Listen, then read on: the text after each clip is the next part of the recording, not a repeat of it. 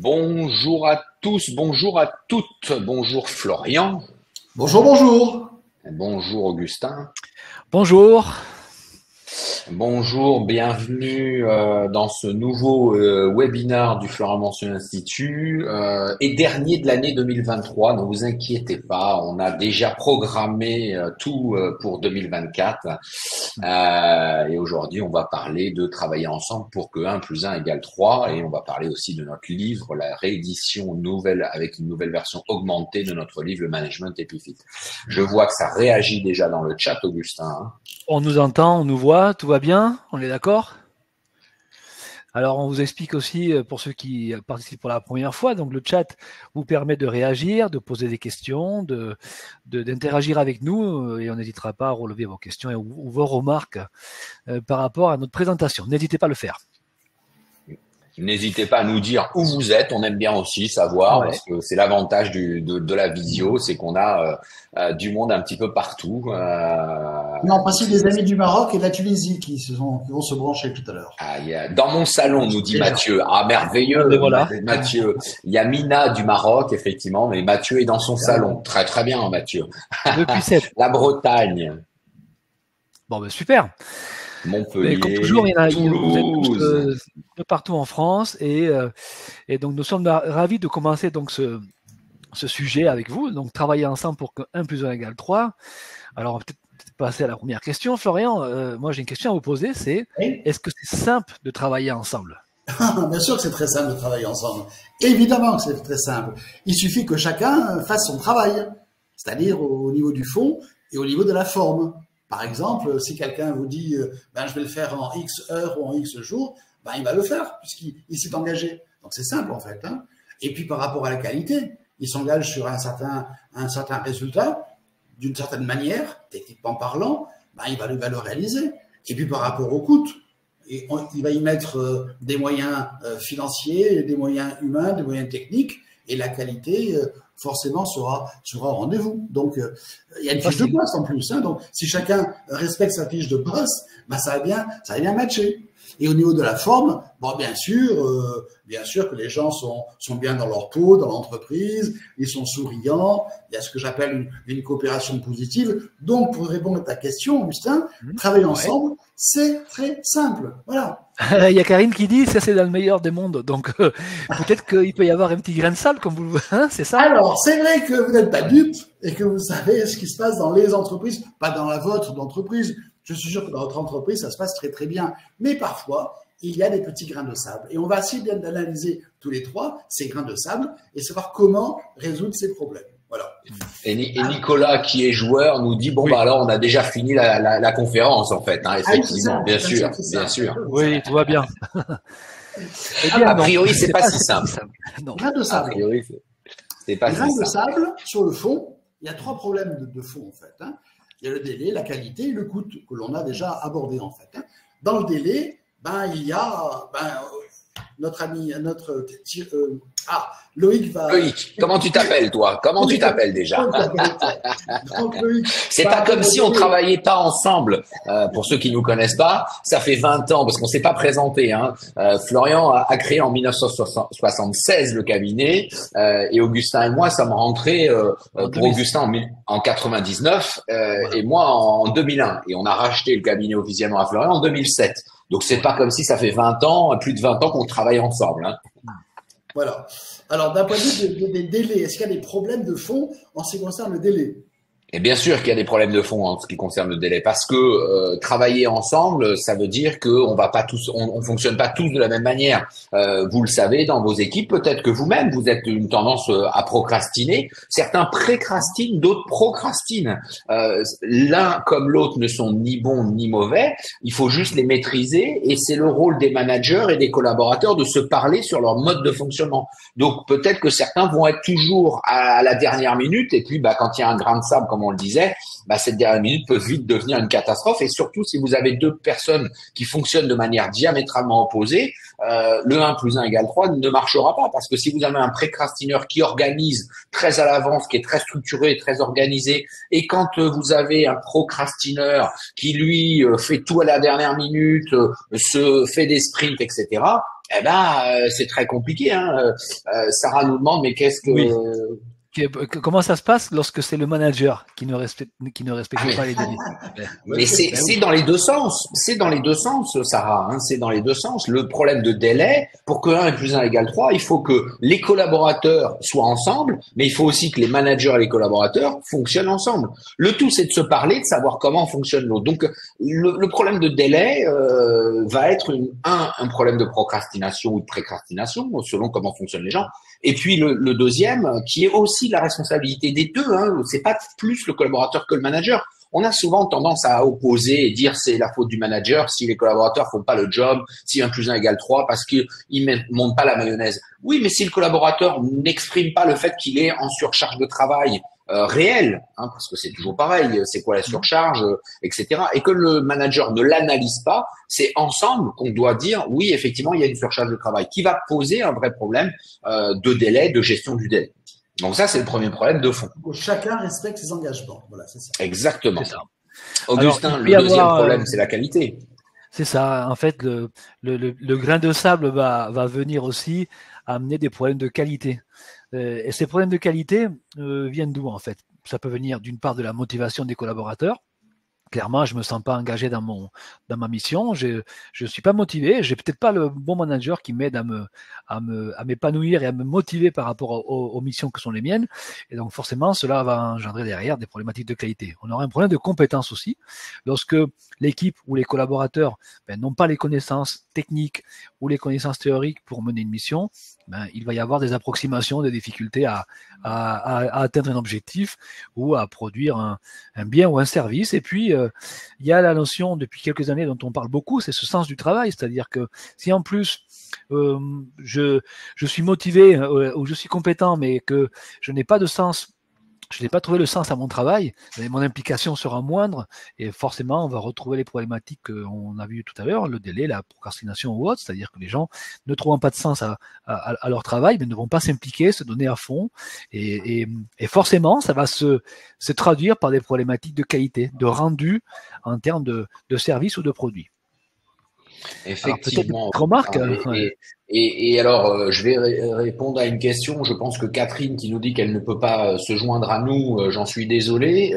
Rassurez-vous, vous aurez accès au replay, que ce soit par mail à l'issue de ce webinar ou sur notre chaîne YouTube, hein, sur la chaîne YouTube du Florent Dancieux Institut. Vous allez sur notre site internet, en haut à droite, vous avez le lien vers notre chaîne YouTube et dans la chaîne YouTube, aujourd'hui, en fin de journée ou demain au plus tard, il y a tous nos webinars, tous les replays de nos webinars. Donc, vous pouvez tous les retrouver et vous y inscrire, les suivre, etc. Vous aurez également le support, hein, le PowerPoint, le support PDF que vous recevrez. Bonjour Nicole. Dans les remarques, Augustin, alors il y a Xavier qui dit qu'avant il était précrastinateur, à présent il est procrastinateur. Ça rassure, il a mis des mots. Il y a Philippe, salut Philippe, qui fait partie de notre équipe. La charge peut être prescrite, réelle et ressentie. Prescrite, réelle et ressentie, effectivement. Alors c'est vrai que c'est intéressant. Et puis il y a Karine qui parle nous sommes tous une chaîne en fait, et que nos actions ont un impact sur le travail des autres. Évidemment, quand on parle de travail en équipe, de 1 + 1 = 3, c'est parce que justement, on sait que l'ensemble des impacts positifs vont améliorer le résultat final et la qualité. Donc bien entendu, ce deuxième problème de fond, donc en plus du délai, et donc la qualité, et la qualité est l'affaire de tous en fait, aussi bien de l'assistant de direction que du comptable que de l'ingénieur de production en fait. Voilà. Bonjour, une question de Cécile, Florian. En quoi la qualité est mentionnée comme un problème de fond? Il n'y a pas plus fond que la qualité en fait. Hein. Donc on a un objectif de réaliser une tâche. Il faut que la tâche soit bien faite. C'est évident en fait. Hein. Il ne suffit pas de faire les choses. Il faut bien les faire. On doit vendre par rapport à l'extérieur une différence. Il faut que notre travail soit bien fait, pas uniquement fait. Important.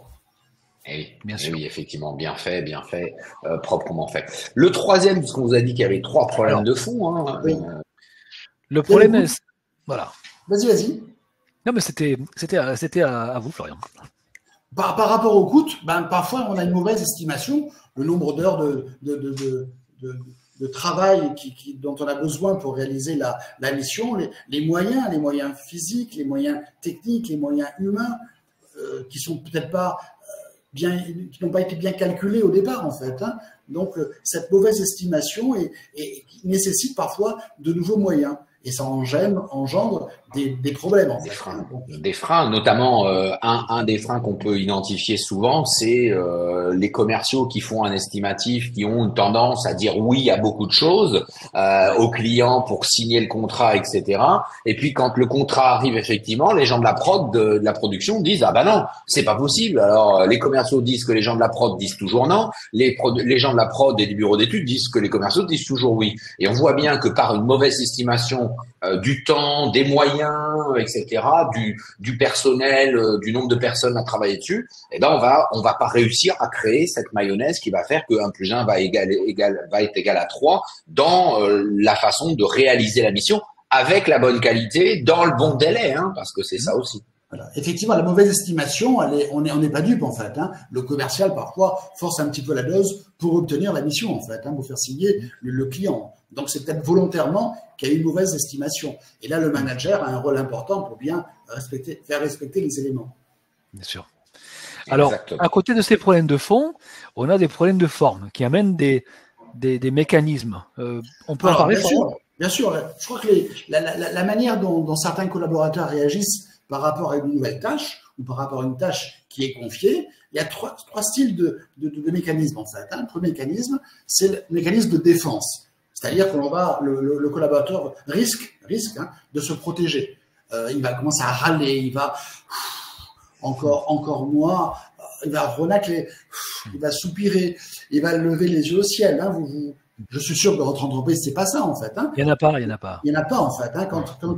Quand vous vous déplacez et vous allez voir quelqu'un pour lui demander quelque chose à faire, jamais la personne va dire j'ai entendu, mais pourquoi? Bon, qu'est-ce que j'ai fait au bon Dieu pour que ce soit moi que l'on choisisse pour faire cette tâche-là? En France, il n'y a pas de râleur, Florian. Il n'y a pas de râleur, voilà. Hein, donc, alors, et donc le mécanisme de défense, c'est dire non, je veux pas, je peux pas. Ça va être très difficile en fait. Hein. Ça va être très difficile. On l'a déjà essayé, chef. Vous vous souvenez, il y a 1 mois, il y a 2 ans, il y a 5 ans, on l'a fait et ça n'avait pas marché. Donc, on va pas le faire en fait. Hein. Donc, mécanisme de défense. On va se barricader en disant voilà. Hein, voilà. Regardez mon travail, regardez mon bureau comme il est surchargé en fait. Hein. Donc, c'est incroyable. Je peux pas accepter autre chose en fait. Ça, c'est mécanisme de défense. On a une question, Florian. C'est une remarque plutôt de Xavier qui nous dit oui, mais malgré ces mécanismes, ce mécanisme-là, tant que l'entreprise perdure et existe, elle avance malgré tout. Bien sûr, ça marchote, hein. Ça marchote toujours en fait. Hein. Donc, il y a rarement de grosses catastrophes en fait. Hein. Mais est-ce que c'est bien fait? Est-ce que c'est fait dans les délais? Est-ce que c'est fait dans le temps? Voilà. C'est ça en fait. Hein. Nous, ce que l'on veut, c'est, vous me voyez venir, hein, c'est arriver à ce que 1 plus 1 égale 3. Beaucoup plus que le simple je fais mon taf. Non. J'ai de la bonne volonté. Non. Ça suffit pas. La bonne volonté, ça suffit pas. Voilà. J'aime bien la remarque de Patrick Houbron, bonjour de Toulouse, Patrick, qui nous dit elle avance mais avec des petits poids aux chevilles, effectivement. Et c'est pas bon en fait. Et ça sera pas, on fera pas 1 plus 1 égale 3 avec des poids. Ça c'est clair. Exactement. Donc Patrick, premier mécanisme de défense. Deuxième mécanisme, le mécanisme d'évitement. Le collaborateur, on lui confie une nouvelle tâche, il n'a pas envie de s'affronter avec vous, qu'est-ce qu'il vous dit? Oui, chef, bien sûr, je vais le faire. Il va le faire. Et comment il va le faire? Mais il sera peut-être pas fait. Ou alors il va dire oui, d'accord, mais le travail sera mal fait. Et donc on retourne à la case départ en fait. Hein. Donc la personne qui évite le conflit ou qui évite de discutailler, hein, il est 5h moins 5, moins 10, il va pas argumenter pour dire qu'il n'a pas le temps, qu'il ne veut pas. Il va dire oui, je vais le faire pour demain, oui, pour demain, il n'y a pas de souci. Voilà. Seulement, il s'en va, hein, il se casse et on est tranquille en fait. Hein. Donc attention au mécanisme d'évitement. Le simple fait de dire je vais le faire ne suffit pas. Le collaborateur qui vous dit oui à tout est presque plus dangereux que celui qui vous dit non, hein. Parce que celui qui vous dit non, au moins, il vous exprime quelque chose. Celui qui vous dit oui ou qui vous dit rien, eh ben là, on peut vite être coincé, hein. Voilà. D'où l'importance du contrôle intermédiaire pour voir si effectivement le travail avance, en fait. Hein. Troisième mécanisme, peut-être beaucoup plus virulent, hein, donc on demande à quelqu'un de faire quelque chose, ben vous dit non. Non. Alors soit Gentiment, en fait, hein, sauf, Pourquoi moi? Pourquoi moi? c'est pas à moi le faire, en fait, hein, c'est pas à moi à faire le café, c'est pas à moi à faire ceci, à faire cela, en fait, hein, voilà, hein. Ou alors, de manière plus virulente, ah non, ça commence à bien faire, en fait, hein, c'est toujours sur moi que ça tombe, non, là, je vais quand même, vous me harcelez, chef, hein, vous me harcelez, je sens que ça finit par un burn-out, hein, pour ne pas dire plus. Si vous voyez ce que je veux dire, chef. Voilà. Alors là, c'est l'affrontement, en fait, hein, donc, attention. Donc, mécanisme de défense, d'évitement et d'affrontement que tout manager doit bien analyser. Analyser le comportement d'un collaborateur en permanence, c'est une des tâches fondamentales du manager. Exactement. Et donc, très bien. Alors, oui, alors on a une question. En fait, on a une très bonne question de Karine qui dit oui, d'accord, mais comment faire pour effacer elle anticipe, Karine. Oui, elle veut savoir. On va en parler. Hein, en fait, clairement, tu peux peut-être passer au slide suivant, Loïc. Face à ces problèmes, à ces mécanismes, on va avoir il correspond finalement à des comportements. D'accord? On a 4 familles de comportements. Le premier étant, on l'a évoqué tout à l'heure, l'évitement. Donc, on évite le problème de manière passive. Hein, surtout, on cherche pas à faire de vagues, à faire de bruit, et on évite le conflit. On va avoir aussi le deuxième comportement qui va être un comportement axé sur la passivité. On va laisser pourrir la situation tranquillement, et puis peut-être que demain, on aura oublié le problème, ça aura disparu. Va disparaître. Voilà, et on sera tous contents et on aura oublié. Bon, je sais pas si dans l'entreprise, ce sont des comportements qui tirent les autres vers le haut, mais malheureusement, ça existe, et donc on a intérêt à regarder ce qui se passe souvent dans les placards ou sous les tapis. Alors, nous avons un troisième comportement qui, lui, va être beaucoup plus dans la dynamique, beaucoup plus actif, c'est aller au clash, c'est-à-dire un affrontement pour obtenir un électrochoc possible, que ça marche. C'est vrai que il arrive parfois que les managers, en poussant un coup de gueule, obtiennent des choses de la part de leurs collaborateurs. Je pense. Sur l'ambiance de travail, c'est pas génial en fait. Hein, voilà, à court terme, peut-être qu'on va y arriver, mais est-ce qu'à long terme, on va fédérer, on va obtenir une prise d'initiative, l'envie de faire fidéliser, est-ce qu'on va fidéliser les collaborateurs? Voilà. C'est pas évident. En ces temps de pénurie de talent, c'est peut-être pas la meilleure solution. Voilà. Ouais.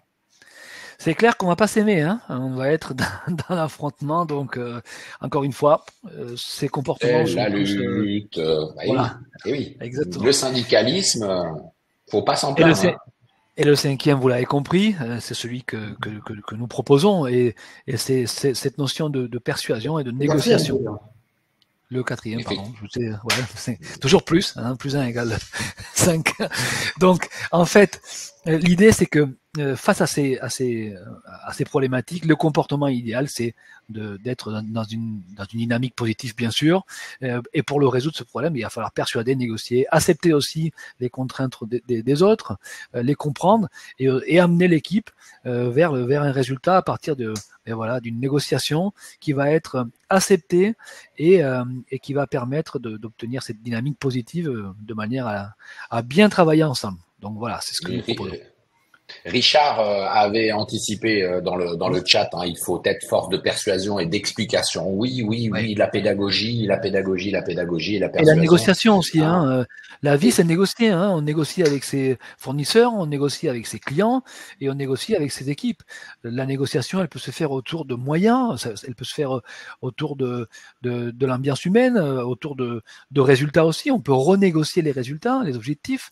Voilà, tout ça, c'est important et vous avez tout à fait raison. Finalement, on parle d'échange là, hein, échange, compréhension et action derrière. Et puis il y a le choix de la personne à qui on va confier une tâche en fait. Hein. Pour être sûr que la tâche soit bien assumée, il faut être sûr que la personne va l'accepter et va tout faire pour la réaliser avec sa compétence, en respectant les délais, la qualité, etc. En fait. Hein. Donc il y a le choix de la personne en fait. Hein. Et Karine nous dit, mais si le cadre et les consignes sont clairement posés et atteignables, ce type de mécanisme a-t-il encore lieu d'être? Oui. Oui. Le problème, c'est que le grain de sable, parfois, il grandit le grain de sable, en fait. Hein. C'est la grosse difficulté. Donc, nous, notre but, maintenant, on va essayer de trouver des solutions pour éliminer les grains de sable, en fait. Voilà. Alors le cadre et les règles claires sont indispensables, on est d'accord, mais elles sont pas suffisantes, en fait, pour que ça fonctionne. Elles sont pas suffisantes. On a Charlène ou Charnel, je crois, qui disait parfois, charnel, c'est plutôt le manager qui est à l'origine du problème en fait et qui a ce type de comportement. Bien sûr, quand on parle d'équipe, c'est aussi bien les collaborateurs que les managers. Une équipe très motivée avec un manager très mauvais n'avancera pas. Mais bon, revenons maintenant à notre question initiale, parce que finalement, moi j'ai envie de vous poser une question, et c'est plutôt à toi Loïc. Ça fait combien 1 plus 1 finalement dans Ah mais l'entreprise? alors je passe la patate chaude. Je vais pas la passer à Florian parce qu'il connaît la réponse en grand maître sachant. Je connais la réponse, oui. Voilà, Florian a sa réponse. Florian a sa réponse. Moi, j'aimerais avoir la réponse de nos auditeurs, de nos webinaristes. J'ai toujours pas compris quel nom donner aux gens qui suivaient des webinars. Alors, Charnel nous dit 3. Oui, pourquoi pas. Mais enfin, mathématiquement, ça fait 2. 1 plus 1 égale 3. Hein. 1 plus 1 égale 2. 1 plus 1 égale 2. Mathématiquement, on est bien d'accord. Hein. 3, ils vont tous nous dire 3 parce qu'ils ont lu le titre. Non, mais Oui. Philippe nous dit entre 1,5 et 3 environ. Ah, c'est pas mal. C'est pas mal, hein, le flou net, j'aime bien le flou net. C'est pas mathématique finalement. Et non, c'est pas mathématique, hein. N car multitude de situations, pour moi c'est égal à 5. Waouh, Mathieu est ambitieux. Ouais. Les informaticiens diraient 10, parce qu'en mode binaire, 1 plus 1 égale 10. Hein. Donc vous voyez que des solutions, il y en a plein. Effectivement, j'aime bien la réponse. On aime bien la réponse de Philippe parce que au début, quand on recrute une nouvelle personne, vous le savez tous, 1 plus 1 égale pas 2. Ça serait merveilleux, mais malheureusement, il faut former cette personne. Et donc, il faut que le manager prenne du temps sur son temps à lui. Donc, finalement, 1 plus 1 égale 1,2, 1,3, 1,5, 1,8. Ça progresse jusqu'à passer les 2. Et Florian nous dit évidemment que 1 plus 1 égale devrait égaler 3, bien sûr. Alors, juste une petite remarque très très marrante, parce que Patrick vient de dire, ça va pas nous faire monter dans le classement PISA. Vous connaissez le classement, on en a parlé récemment. C'est le classement du niveau de nos élèves par rapport aux mathématiques. Donc c'est clair qu'on les aide pas là, hein, c'est ça. Hein. Si, on les aide, mais nous on parle en management, donc ça dépend dans quelle paire de lunettes tu es. Si tu es en mode mathématiques, c'est 1 plus 1 égale 2. Si tu es en mode informatique binaire, 1 plus 1 égale 10. Mais en management, tu oscilles, comme a dit c'était Patrick tout à l'heure, à très bon escient, entre 1,5 et 3 environ. Hein. Bien sûr. Il y a cette notion de temps, je pense. Le 1,8 correspond à une réalité. Lorsqu'un collaborateur arrive dans l'entreprise, il n'est pas encore prêt à faire une personne entière. Sa compétence, elle est encore en train d'évoluer. Il y a la période de formation, il y a la période d'intégration. Et peu à peu, hein, c'est ça Loïc, hein, cette personne va augmenter son niveau de compétence pour faire en sorte que ce 1 plus 1 soit d'abord égal à 2, bien sûr. Oui, alors je rigole parce que je lis les formules mathématiques de nos auditeurs et c'est génial parce que vraiment vous êtes géniaux, on a un peu de tout. Alors il faut être fort en maths dans certains cas. J'en ai bien aimé une, c'est celle où est-ce qu'elle est passée? Ah ben je l'ai perdue. Voilà, ça va trop vite. Il y a quelqu'un qui nous a dit 0,8 si on n'a pas suivi le webinar. Merci. Voilà. Donc voilà. Mathieu qui est beaucoup dans le mathématique, hein, et Pascal aussi, 1 plus 1 égale n fois x force de chacun. Voilà. Bon, nous effectivement, on est dans le 1 plus 1 égale 3. Alors tout à l'heure, Karine nous disait, anticipait, bon, ok, c'est bien, mais comment on fait, quoi, les gars, hein, parce que depuis tout à l'heure, vous nous dites tout ce qui va pas bien, mais comment on fait?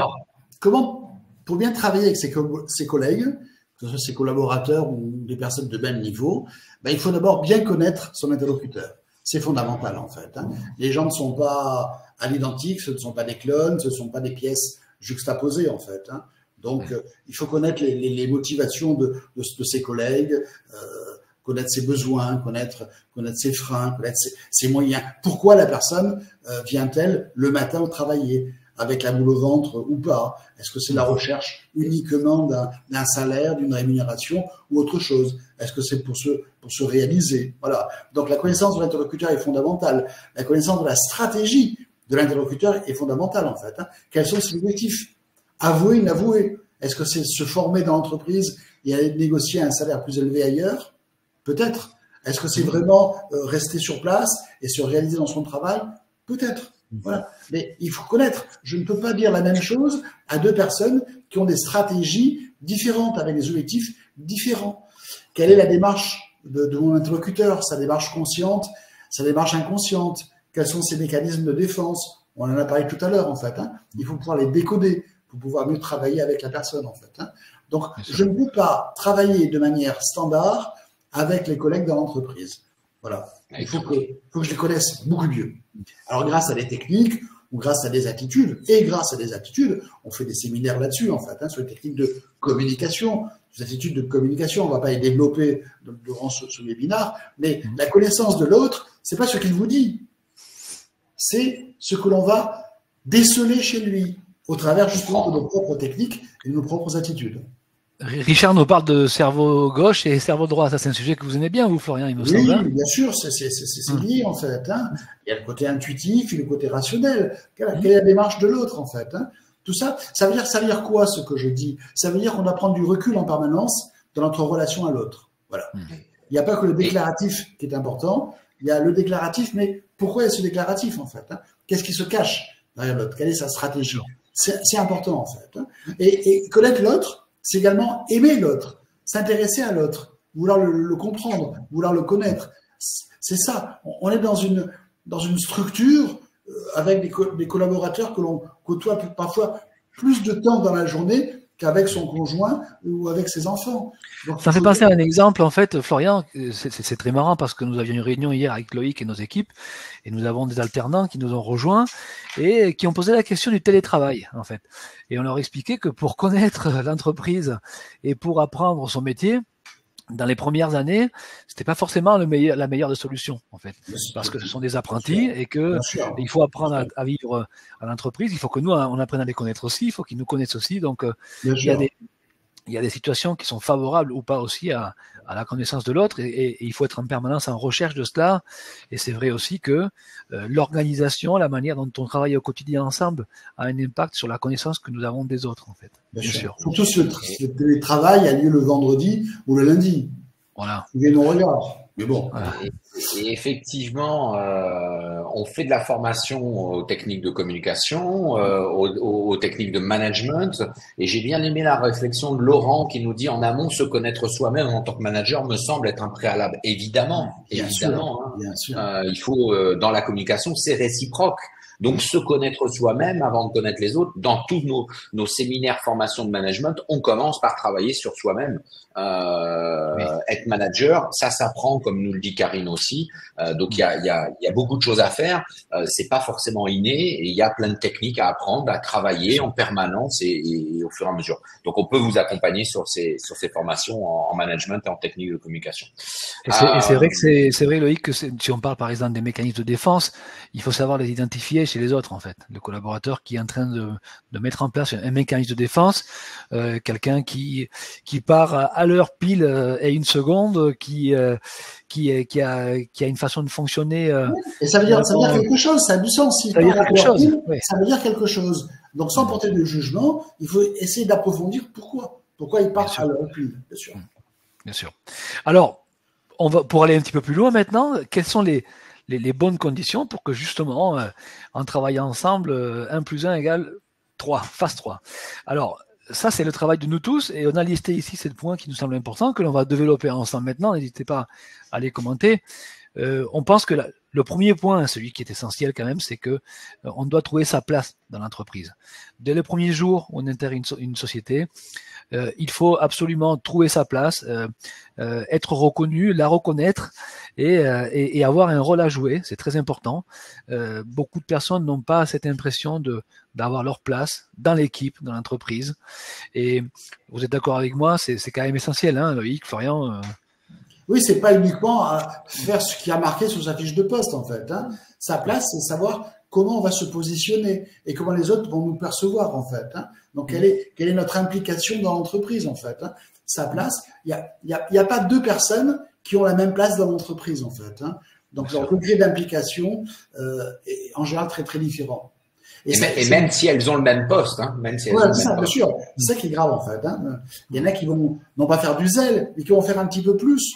Parce que ça correspond à leur manière d'occuper le terrain, en fait, hein, par rapport à sa stratégie, ce qu'on a vu avant. Quelle est sa stratégie? Est-ce que c'est de progresser? Est-ce que c'est de grandir dans l'entreprise? Est-ce que c'est aller ailleurs? Voilà. Donc, on va trouver sa place par rapport à sa propre stratégie. On a souvent un exemple en recrutement, je ne sais pas si on peut l'évoquer, mais lorsque je demande à quelqu'un pourquoi avez-vous quitté votre poste, pourquoi vous souhaitez vous changer, ben je me sens plus à ma place en fait. Voilà, je n'adhère plus. Même par rapport aux missions qui ne sont plus les mêmes, je m'y retrouve plus et c'est quelque chose qui est régulier, qui déclenche souvent aussi soit un départ, soit un bilan de compétences. Voyez.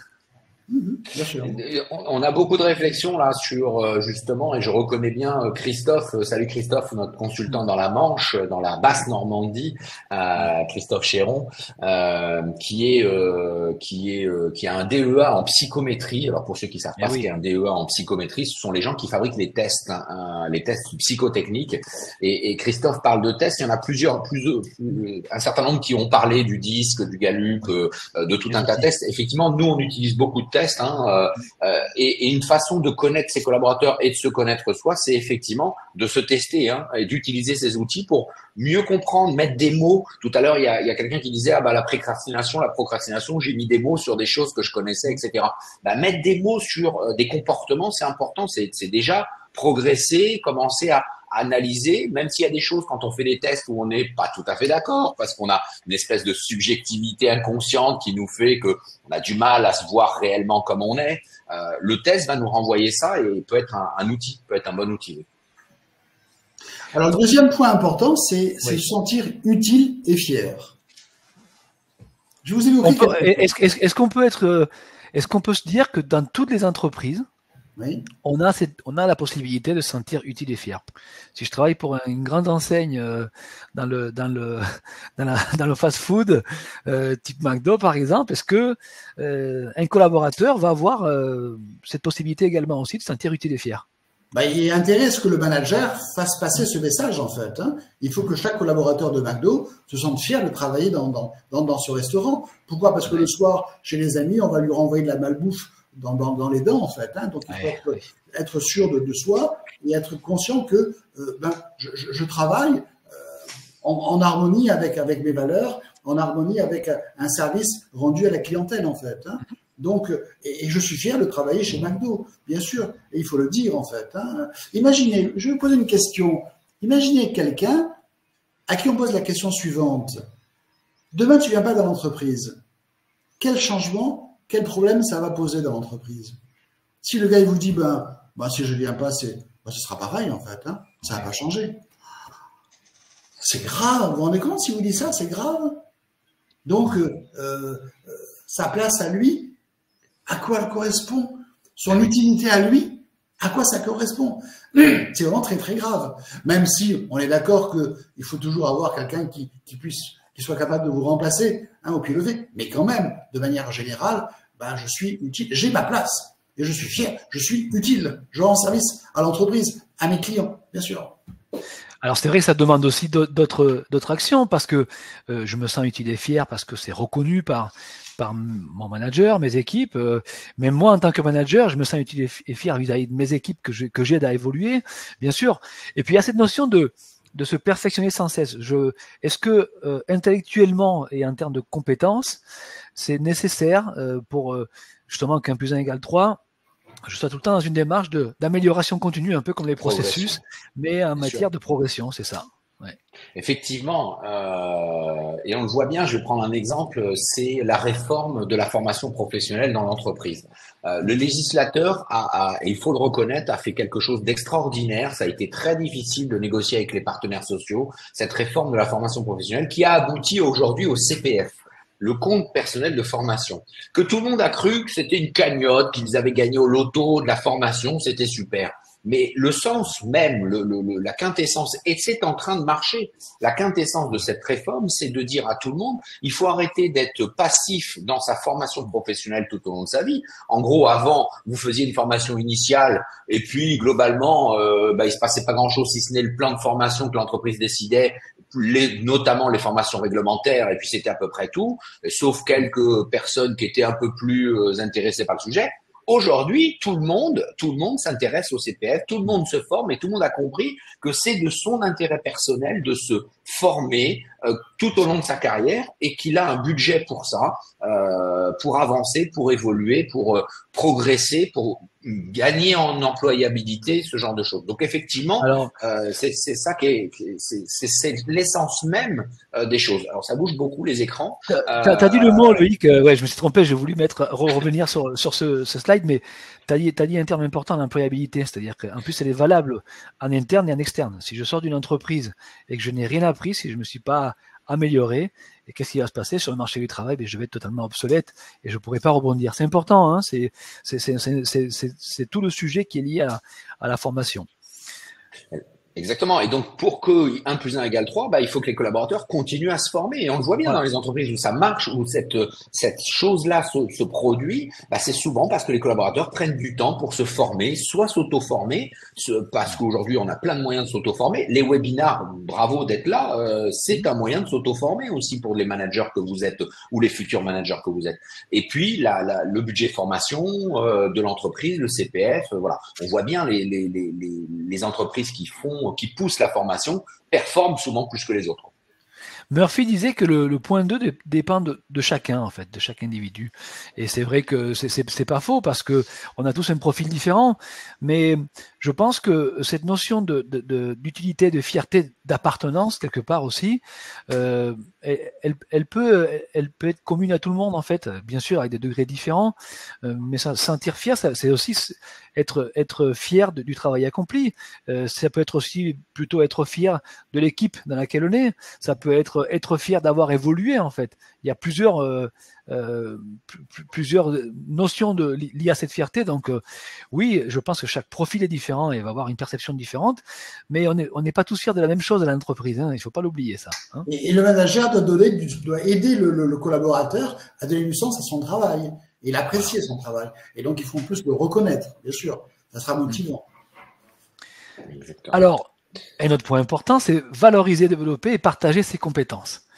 C'est vrai que une fois que on est dans l'entreprise, tout ne s'arrête pas justement à mener une tâche, à effectuer des missions.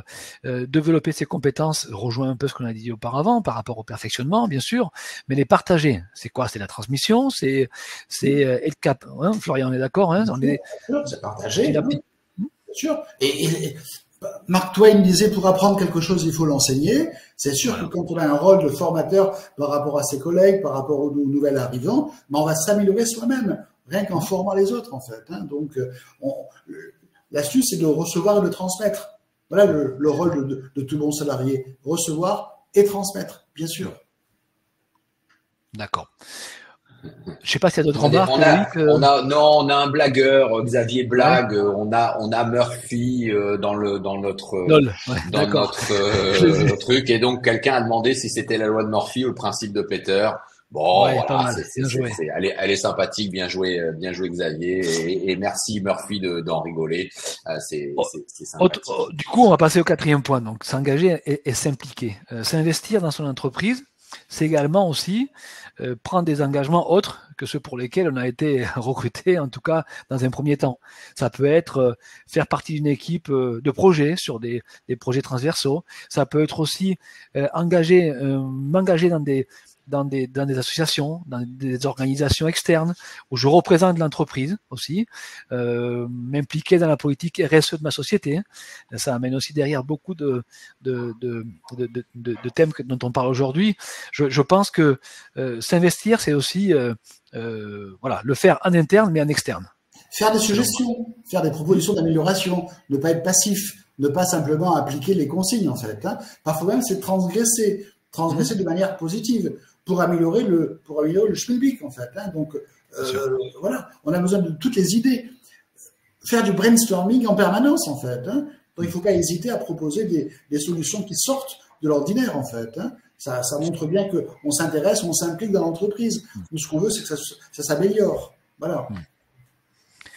5e point, rayonner. Alors, c'est ce que je disais un peu, je commence à dire tout à l'heure. Donc, clairement, votre entreprise, vous en êtes fier d'en faire partie quand il y a une reconnaissance extérieure, quand on la représente, quand on joue un rôle vis-à-vis de la société et du monde économique ou culturel.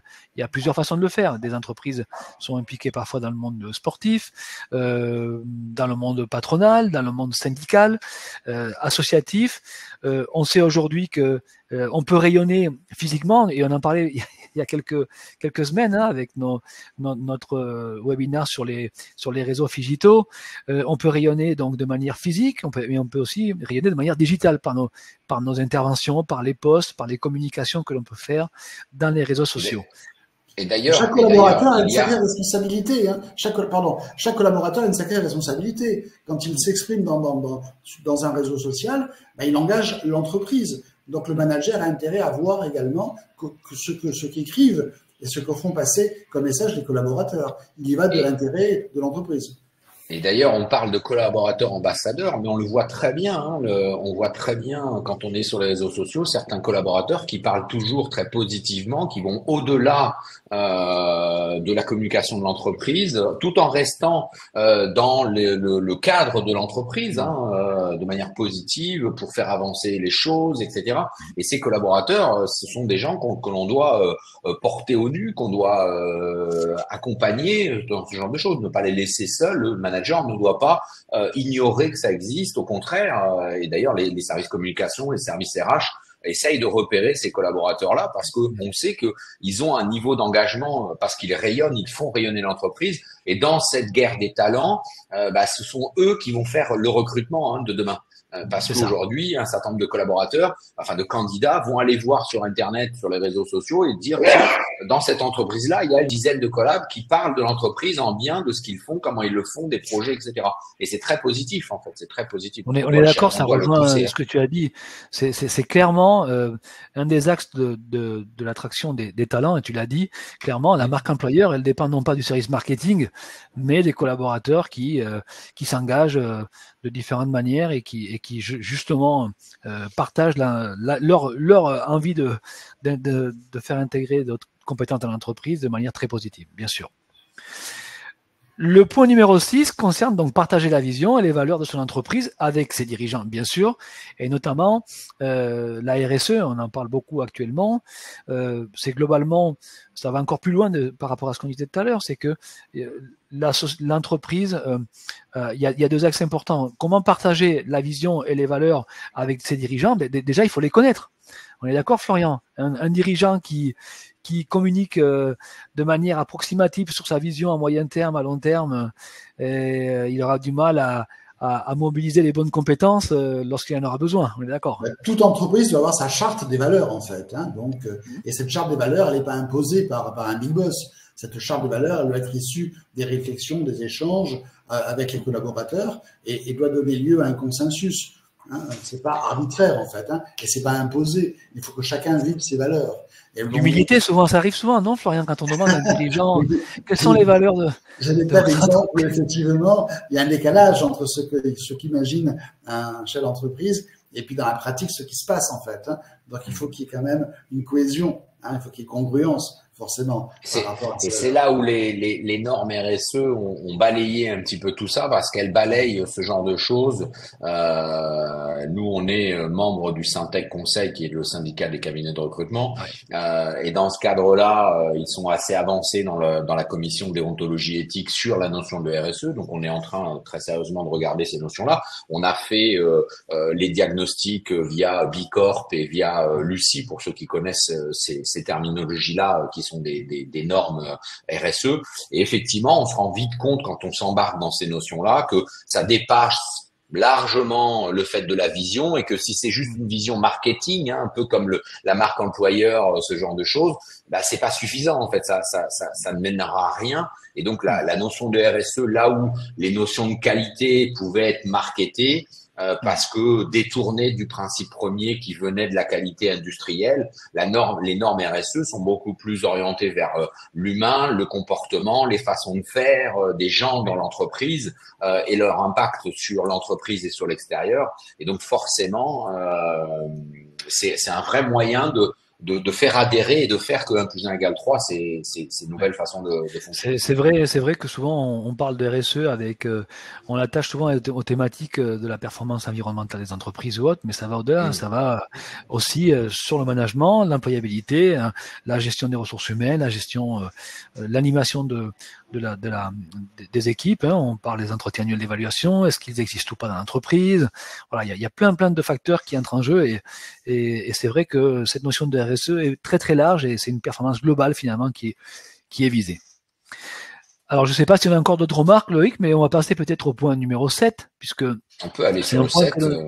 Que l'on aime bien, parce que ça fait partie des webinars, des articles et des sujets que l'on traite souvent, en fait, dépasser la recherche du sens au travail pour la recherche du sens à sa vie. Pourtant, beaucoup de gens vont essayer de vous dire, mais il faut absolument séparer la relation que j'ai au travail avec ma vie personnelle, en fait. Et c'est pas possible. Ou chercher du bonheur dans le travail, voilà. Ouais, voilà, c'est ça. Et croire que le bonheur, c'est dans le travail et pas ailleurs. Voilà, c'est des sujets d'actualité et même des sujets dont on parle nous-mêmes très très souvent. Je sais que Florian aime bien cette relation. Vie, ou réussir dans la vie, ou réussir sa vie aussi.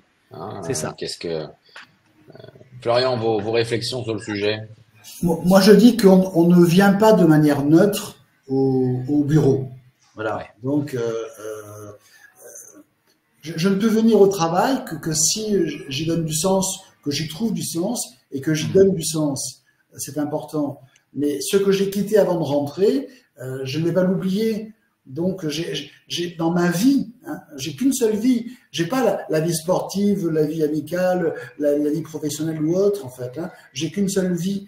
Et il faut qu'il y ait un sens à cette vie. Qu'est-ce que je suis venu faire sur Terre? Qu'est-ce que je vais laisser sur Terre? Quelle est ma relation avec mes enfants? Qu'est-ce que je vais léguer? Hein, c'est important, en fait. Hein. Quel est le sens à ma vie? Donc, ça dépasse hein, sa vie professionnelle, en fait. Hein, parce que c'est le comportement que j'ai, si je suis bien exemplaire et congruent, je vais l'avoir partout, dans ma démarche professionnelle, amicale, sexuelle, tout ce que vous voulez en fait. Hein. Donc, il y a une certaine harmonie dans tout ça. Et donc, il faut être clair dans sa vision des choses. Cette notion de sens au travail, elle est intéressante, mais en même temps, on sait que dans la vie, il y a un moment où ça s'arrête. On prend sa retraite, on passe à autre chose.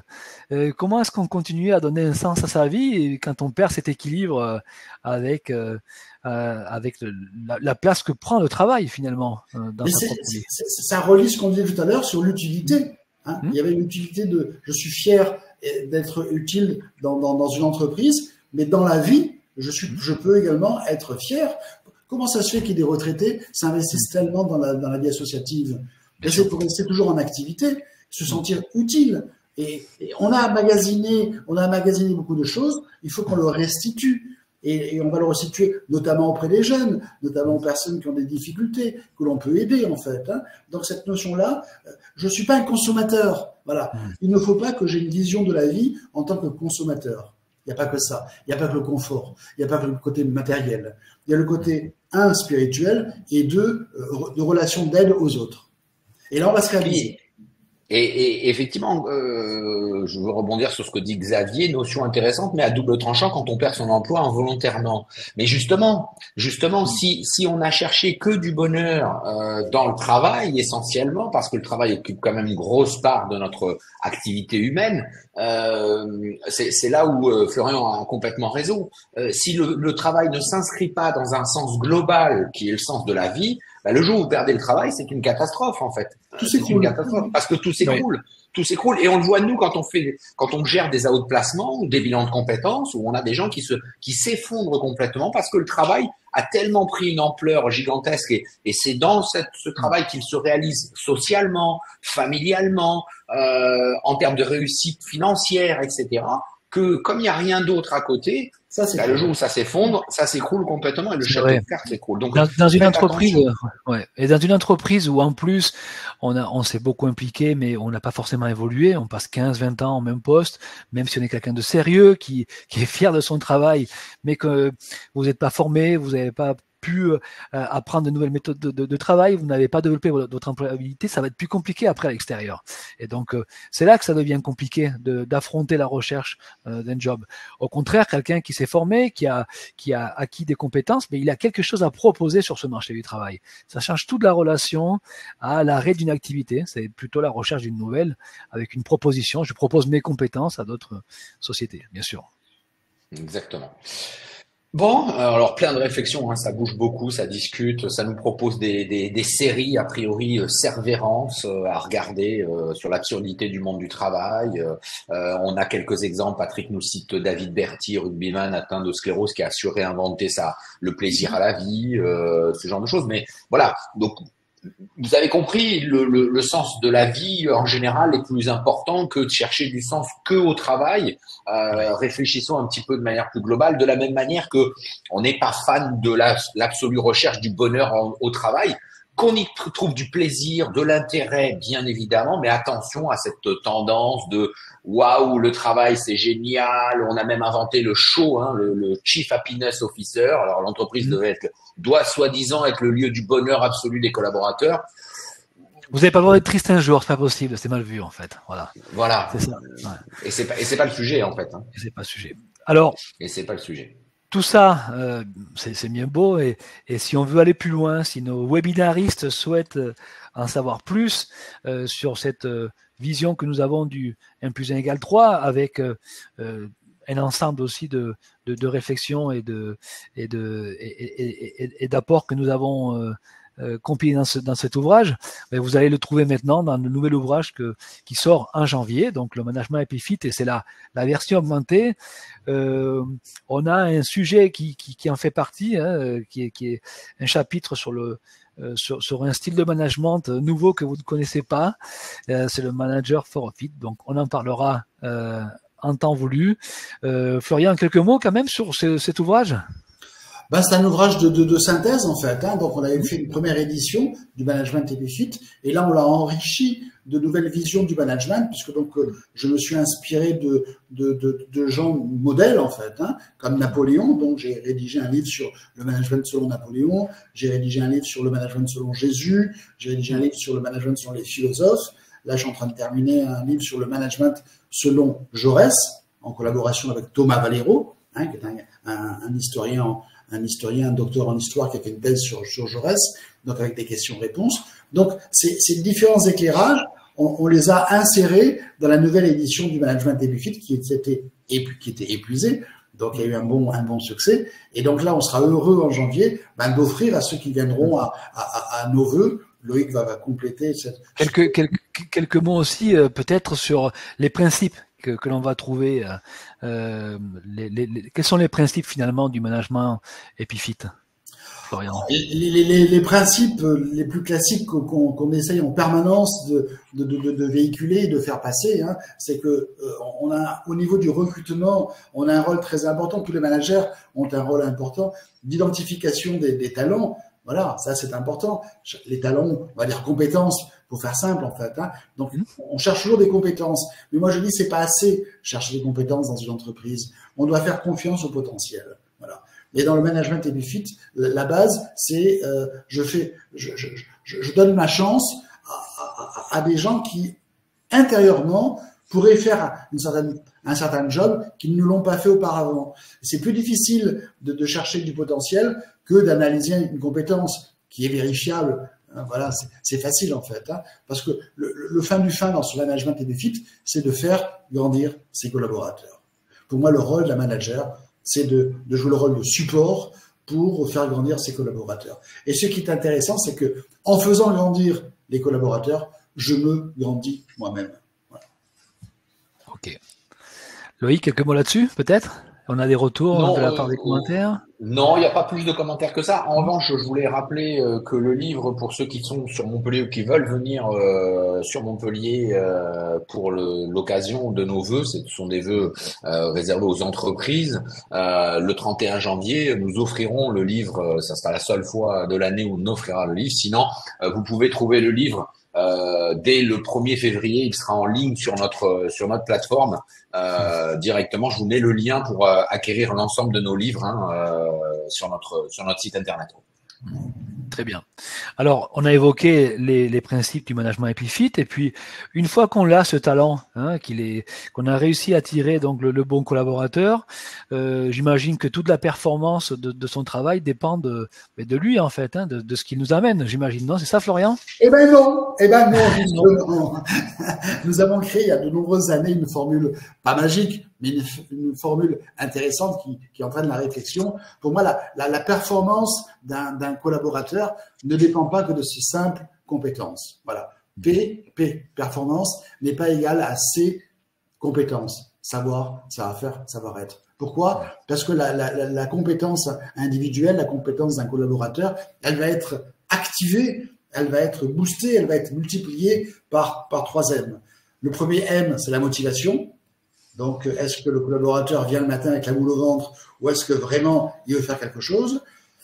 Cette compétence va être activée par les moyens. Qu'est-ce qu'on lui donne comme moyens pour réussir? Moyens financiers, moyens humains, moyens techniques, bien sûr. Et puis, le 3e M, c'est le management.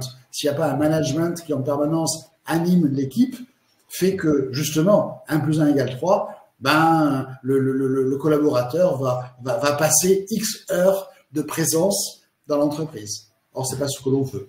Donc, pour nous, on montre bien que la performance individuelle, elle dépend d'une part du salarié, avec ses compétences, C, et d'une part du manager et de la structure qui l'accueille, c'est-à-dire au travers des motivations, des moyens et des managements. Donc, les deux sont intégralement imbriqués. Voilà. Vous avez parlé de la place du management, Florian, et je crois que j'allais poser une question à Loïc, moi. Comment tu vois, toi, le profil du manager Epifit? De quelle manière tu pourrais le représenter? Le profil du manager Epifit, quelqu'un qui a envie Oui. de faire grandir les autres. Et effectivement, nous, on réfute, comme vous le voyez sur ce slide, la notion de manager qui dit ce qu'il faut faire. De la même manière qu'on n'aime pas trop la notion de leader, dont on entend beaucoup parler en ce moment. Il faut du leadership, on cherche des leaders, etc. Mais le leader, c'est celui qui tire. Pour nous, le manager, c'est celui qui accompagne, qui favorise, qui fait en sorte que le 1 + 1 = 3 existe, et c'est ça son job du manager. Oui. C'est ni de faire ni de faire faire, c'est de favoriser le ensemble, le travaillons, l'atteinte de l'objectif, la performance. D'ailleurs, une de nos définitions du RH, c'est de trouver équitablement la performance de l'entreprise au service de la satisfaction des collaborateurs et la performance de l'entreprise. Il faut que ce soit équitable, et donc le manager Epifit, il est là pour favoriser ce sujet-là. Super.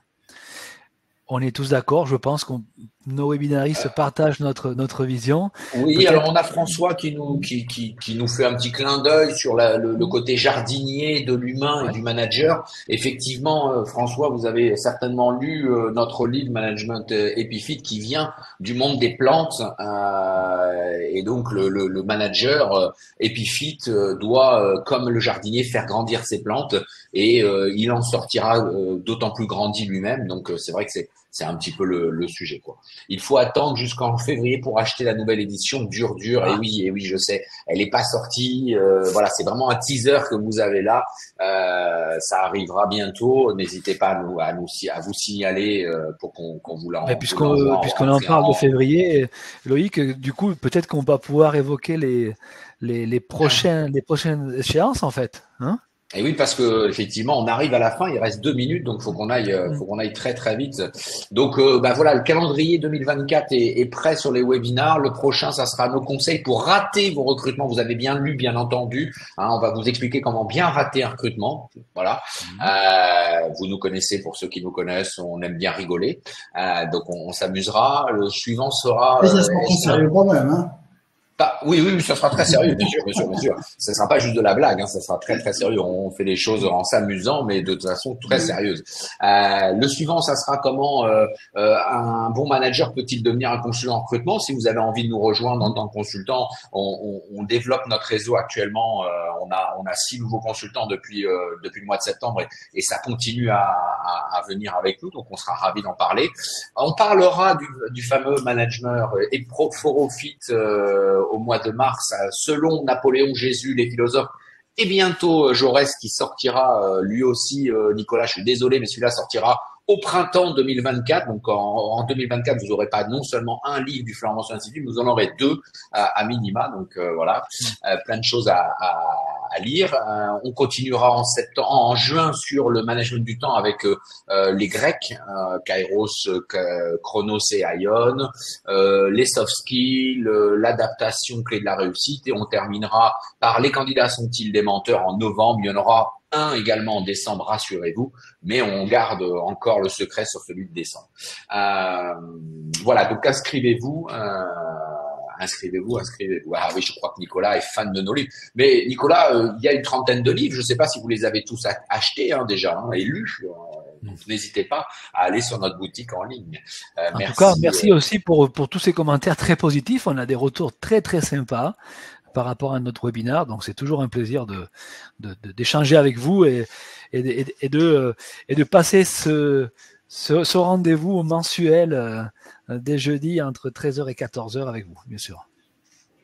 Voilà, donc vous allez recevoir le PowerPoint, le replay dans l'instant. Dès qu'on va couper, vous aurez le replay. Si vous avez besoin de nous écrire, il y a notre adresse relation@florentmanceau. Vous pouvez nous retrouver sur LinkedIn. N'hésitez pas à interagir avec nous sur nos posts. Et puis prochainement le livre. Il nous reste plus qu'à vous souhaiter de passer de bonnes fêtes de fin d'année. C'est l'époque. Florian a mis sa tenue de Noël.